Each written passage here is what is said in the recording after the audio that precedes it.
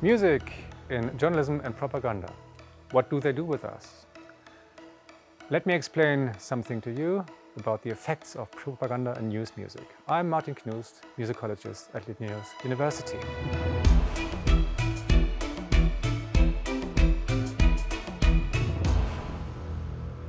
You maybe didn't notice, but while I made my entry, you could hear some piece of music playing in the background, giving some drama and dramatic approach to my entry.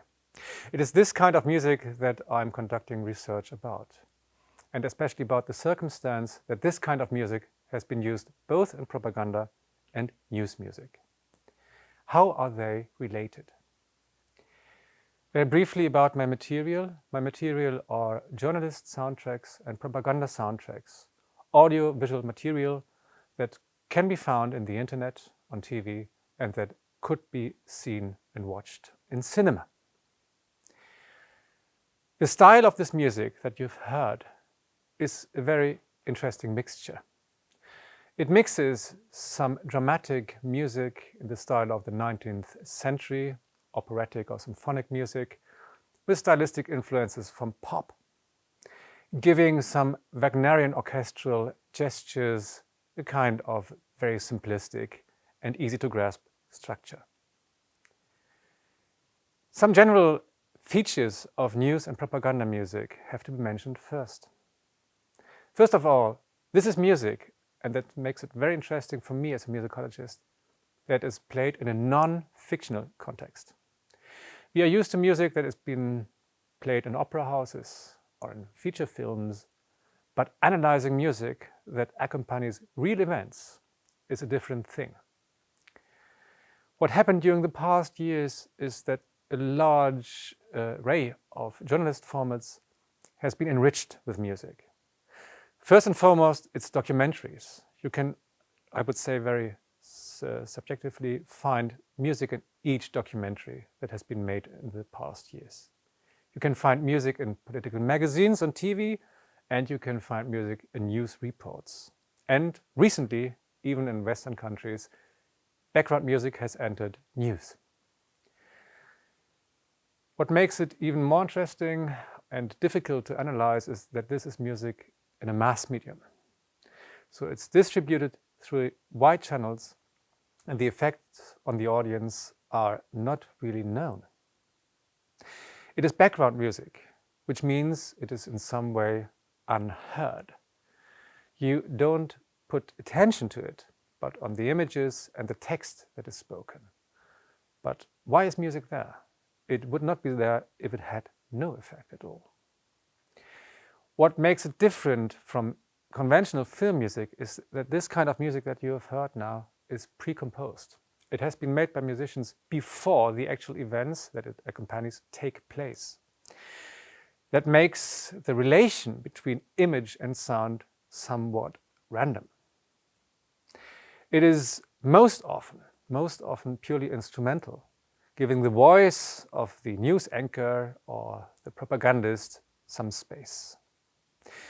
Music of this kind has different names. It is a teaser, a bumper, a bed, a trailer, whatever you want to say. There is a certain jargon in the news and media industry attached. It is music that accompanies a narrative, and this narrative may be very schematic. And the little research that has been conducted about it, well, shows that narratives are shaped before the actual events take place and squeezed into them. One example for this was the Iraq War, where music was composed for the attack, for the defeat, and for the landing of the dead bodies of American soldiers even before the first shot was fired. Finally, news music and propaganda music are globally very uniform. It is almost impossible to tell just by listening to this music where it has been broadcast or produced. News music or propaganda music in North Korea sounds pretty much the same like it does in Western democracies. And this is the final point I would like to make. This music is part of political communication, and this, let it appear, very problematic. I would like to show you two elements that make news music and propaganda music what it is. And those elements are quite ancient. As a music historian, I try to explain the shape and the function of a device, a musical device, by investigating its origin. And the origin of news music is twofold. First, you will always hear something that is called a fanfare. Like medieval knights that were riding through the cities were announced by trumpets playing, these fanfares still claim your attention. The second element that you will find in almost every news music intro is the military drum, or a ticking clock, that is related, of course, to terms of punctuality, military discipline, and, well, order receiving. I have two examples that I would like to play for you. First of all, CNN breaking news intro, and then the SVT Aktuell news intro that you can hear every evening on TV. This is CNN Breaking News.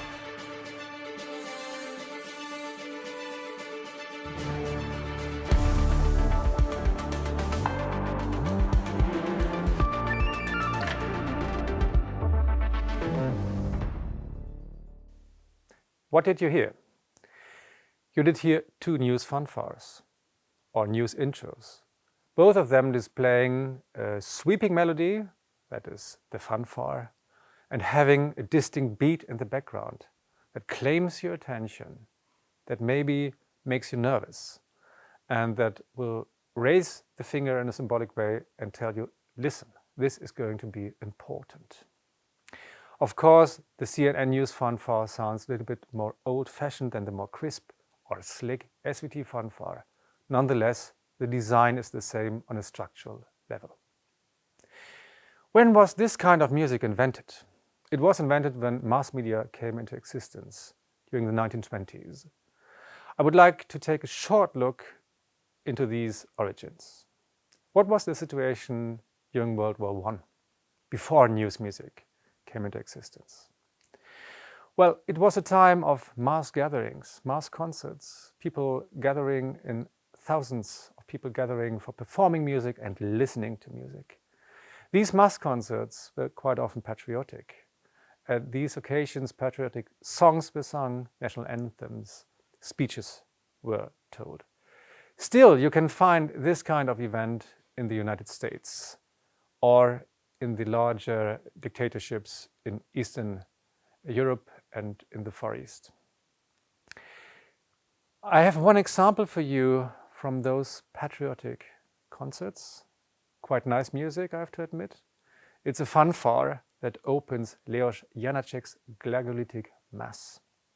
This composition is a composition in a language that is what Latin is for the Western Church. Glagolitic is not a language that is spoken. It's an ancient Slavic language that is attached to the churches. The vision that the composer had in this composition is the unification of all Slavic nations and tribes into one, Pan-Slavism. And as you understand, this idea has recently gained traction again.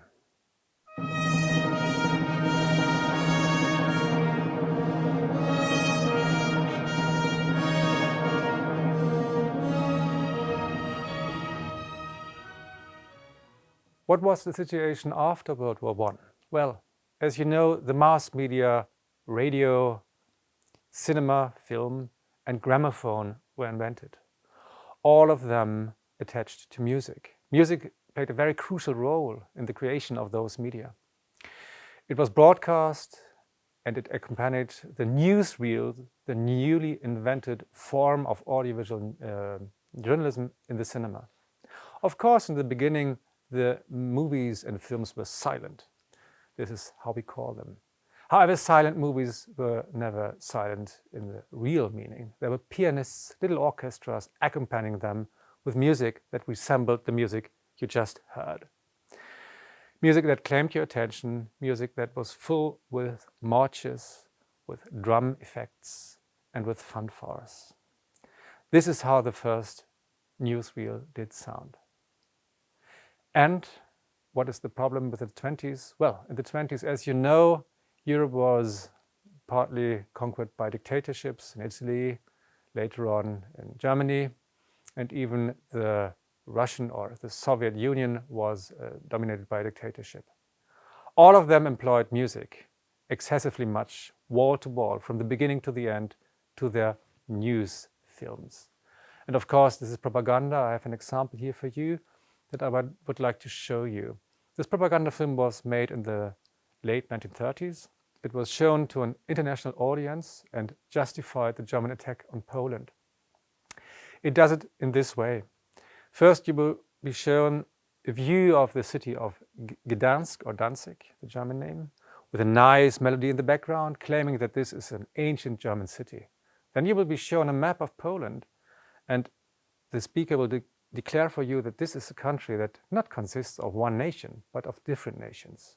And finally, the music will turn very dramatic, dissonant, and you will see people fleeing their homes. And the speaker claims, here you can see German refugees that have been chased out of their home by the Polish people. This is the preparation for a German attack on Poland that was described as an act of defense. Sounds familiar? Yes, it does, unfortunately.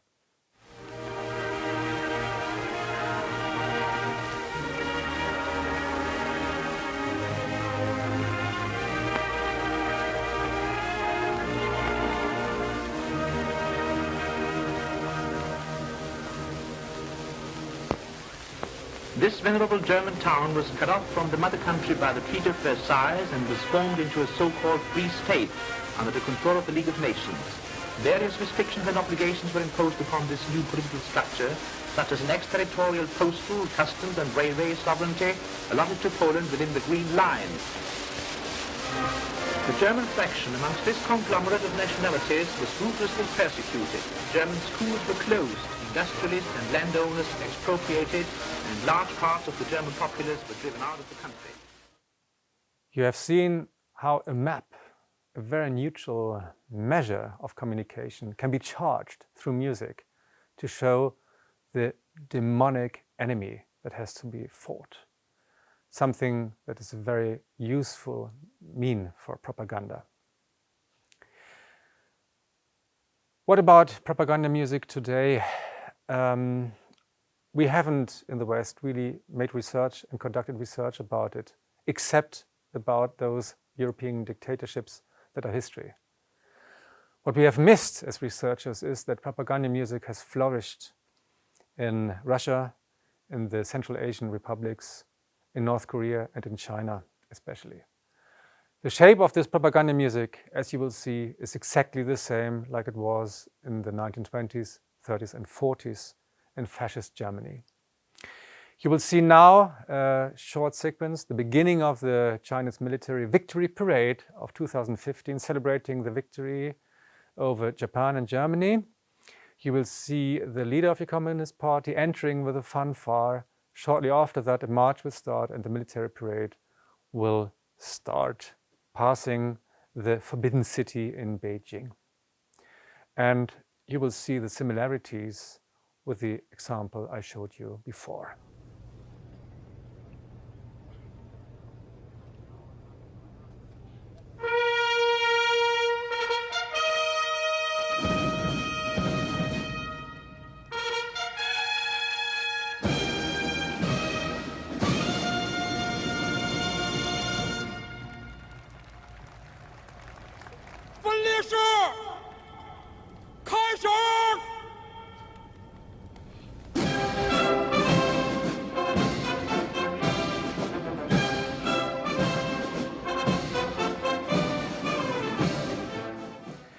Let me conclude very briefly. Are news and propaganda music siblings? Rather, I would say that news music was born out of the spirit of propaganda, technically, structurally, and even if it comes to the expressive means of this kind of music, the effects it should have on the audience. The mechanisms and musical means of this kind of music have remained the same for about 1 century. Both propaganda and news music rely on 2 military topoi, as we call them. march, and fanfare. Both have a very strong potential for manipulating the listener, which is also a viewer. The things you see will change when music comes into play. Both emotionalize and aestheticize politics, which is always a problem. Democratic systems normally rely on objective and neutral structures instead of emotion and aesthetics. What is happening as well currently is that both increase in quantity, in loudness, and in the array of genres that are used. Finally, and that's the big problem that we will have to tackle in the future, little to nothing is known about the actual effects on the audience. Pay attention to them, listen to them carefully. Thank you for listening to me.